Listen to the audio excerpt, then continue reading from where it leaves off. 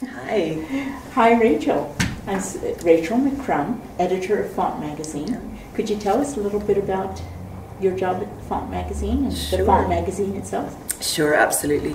So Font is an online magazine that started in November 2021. It's published monthly at fontmag.ca. It's actually a project of Linda Leith Publishing, and the aim with Font was to seek out and put a spotlight on English and minority language writing activities, writing communities, writing organisations in Quebec, but particularly those outside the main centre of Montreal, or to look in Montreal but in communities that were more marginalised, so looking at people of colour or Indigenous communities or LGBTQ+, who maybe weren't engaging with the mainstream English language literary scene, let's say.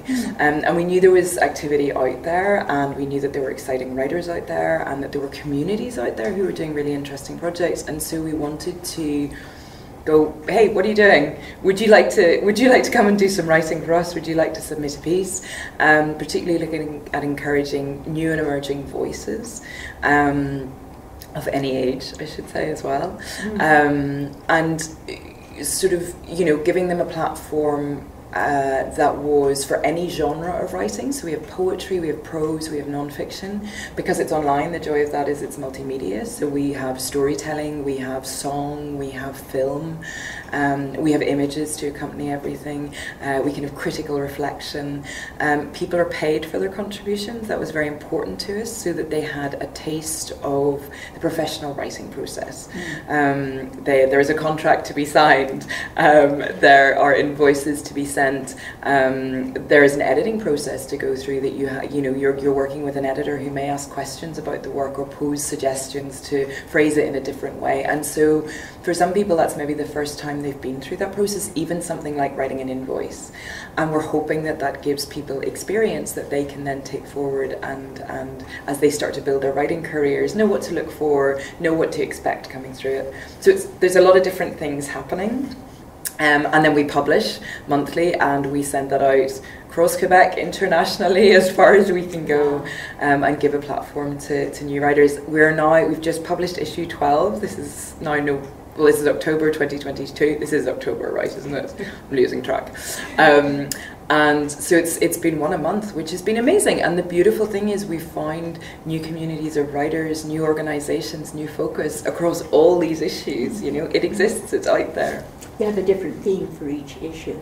We do have a different theme for each issue. So some have been geographic, so we worked in the Eastern Townships, we worked in Gaspésie in the Reeford Gardens, we worked in Bas-Saint-Laurent, we've worked, as I say, we've just had out in Wendake. We've also had, we had unruly writers, which was one of our recent issues, which was disabled and self-described crip writers, which was such an interesting issue to work on, some really, really beautiful work.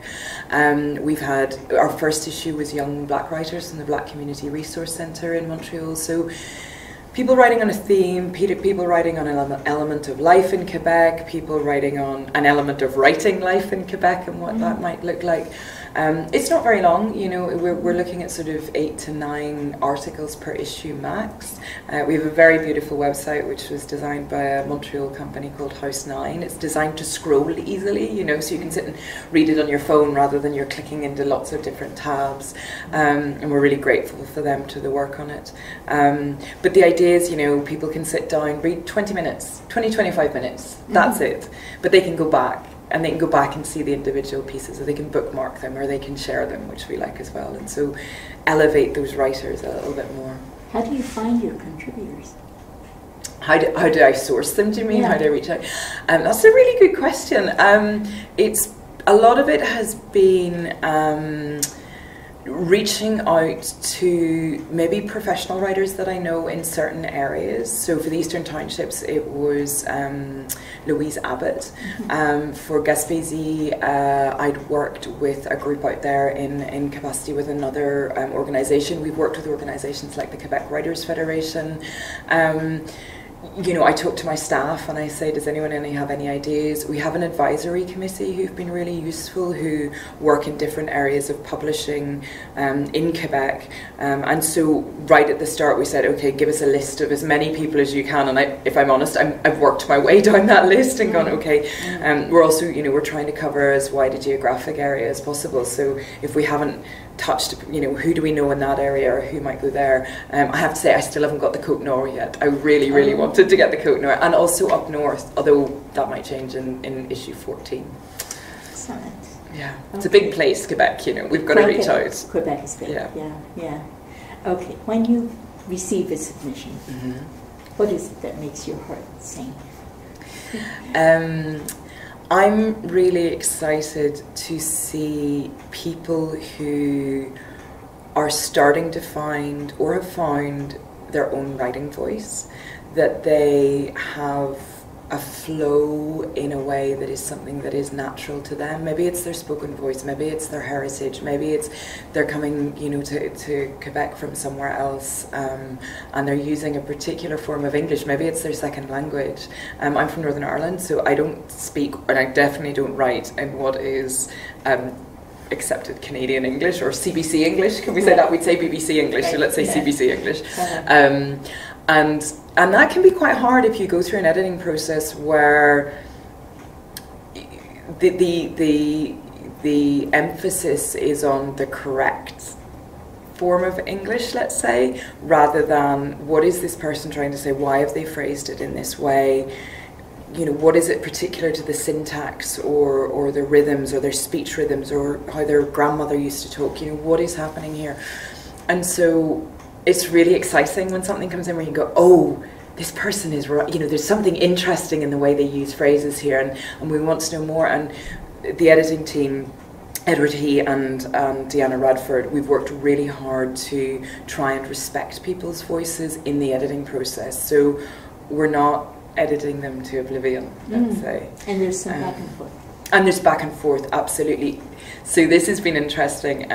It's, you know, an editor poses questions. An editor doesn't just slash through everything and go, this is the version that we're putting out here.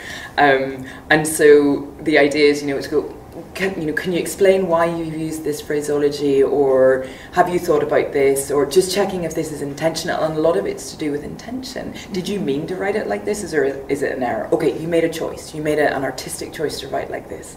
Let's talk about why. If the meaning doesn't seem quite clear, is there a way we can work with this to make it clear? But again, without making it bland, without flattening it out. So that's exciting. Would you have just a couple of words of, I don't know, advice or tips for someone who's looking for their voice and maybe has never published before? Oh, that's a lovely question. I think you write your way into your voice. A lot of, you know, it starts with reading, right? So you find what resonates, you find what makes your heart sing, let's say, in the reading of it. But that doesn't mean you're going to write like that person, you know. I love W.B. Yeats, but I'm not writing in Yeats' syntax.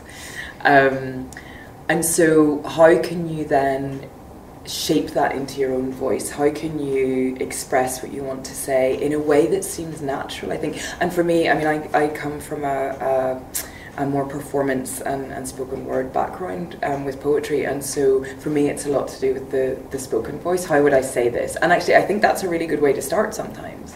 If you're struggling to write it down, how would you speak it?